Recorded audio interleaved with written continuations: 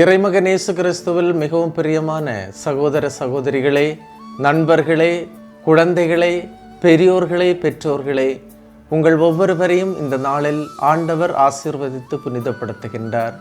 அன்பு தெய்வமே, இந்த மக்களுக்கு இந்த நாளை கொடுக்கும்போது உம்முடைய அருள்கரம் இவர்களோடு இருக்கட்டும். ஆண்டவரே, இவர்களை இந்த நாளிலே வழி நடத்தும்.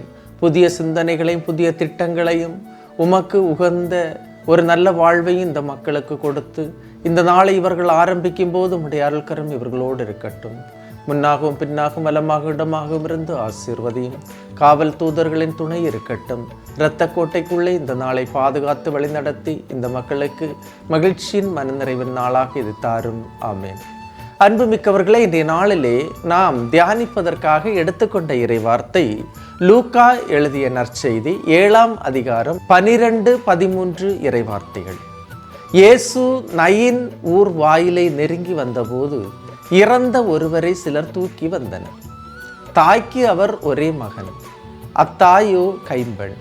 அவ்வூரை சேர்ந்த பெருந்திரளான மக்களும் அவரோடு இருந்தனர்.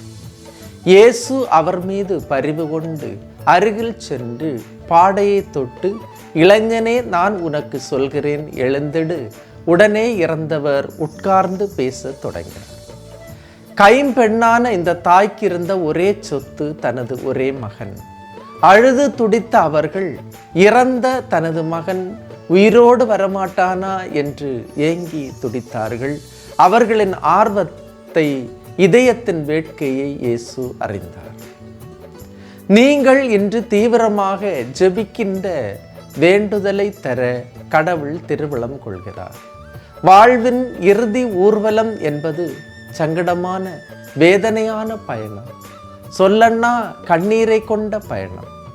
எதை நினைத்து அவர்கள் அழுதார்களோ அந்த அழுகையில் கடவுள் தொட்டார். அந்த அழுகையை களி நடனமாக மாற்றினார். இன்று நாம் பலவற்றுக்காக அழுபவர்கள்.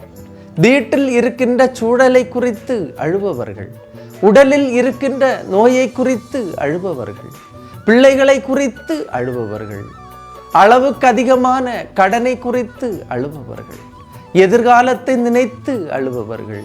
வெளியே சிரித்தாலும் மனதிற்குள் அவர்கள் அதிகம் அழுபவர்கள். ஒரு நபர் என்னிடம் சொன்னார், ஃபாதர், எனது வாழ்வில் அனைத்தும் துன்பம், அழாத நாட்களே இல்லை, அழுது அழுது மரத்து போன மனநிலைதான் எனது வாழ்வில் எல்லாம் என்றார். கண்ணீரே எனது வாழ்க்கையாக மாறிவிட்டது என்றார். கண்ணீர் பயணத்தில் சென்ற ஒரு தாயின் வாழ்வை கடவுள் தொட்டார். தனது கரத்தை நீட்டி தாயின் அழுகையை தொட்டார். தாயின் கண்ணீரை கண்ட, தாயன்பு கொண்ட இயேசு தாயின் கண்ணீரோடு இருந்தார். இறந்த இளைஞனை தொட்டு உயிர்ப்பித்த கடவுள் இன்று என்னையும் தொட வேண்டும். இயேசுவின் அன்புக்கரம் என்னை தொட வேண்டும். எனது பிள்ளைகளை தொட வேண்டும். எனது பிரச்சனையை தொட வேண்டும். எனது வாழ்வை தொட்டு புதுப்பிக்க வேண்டும். அன்புமிக்கவர்களே, இந்த இறைவார்த்தையின் ஆற்றல் அபிஷேகம் இதோ அந்த இளைஞனை தொட்ட கடவுள் என்னையும் தொட வேண்டும் என்று இந்த நாளிலே இந்த இறைவார்த்தையின் ஆற்றல் அபிஷேகம் என்னோடு இருக்கட்டும் என்று ஜெபிப்போம். கண்டிப்பாக கேட்கிறவர்களுக்கு கடவுள் தருவார். அவர் நம்மை தொடுவார். இந்த நாளை அவருடைய பாதத்திலே ஒப்பு கொடுத்து இந்த இறைவார்த்தையின் அபிஷேகம், ஆற்றல், சக்தி அனைத்தும் என்னுள் நிறைவேறுவதற்காக இந்த நாளை கடவுள் பாதத்திலே ஒப்பு கொடுப்போம். ஆமென். எல்லாம் வல்ல இறைவன், தந்தை, மகன், தூய ஆவியார் உங்களையும் உங்கள் குடும்பத்தையும் நிறைவாய் ஆசீர்வதிப்பாராக. ஆமேன். இயேசுவுக்கே புகழ், இயேசுவுக்கே நன்றி. மரியே வாழ்க.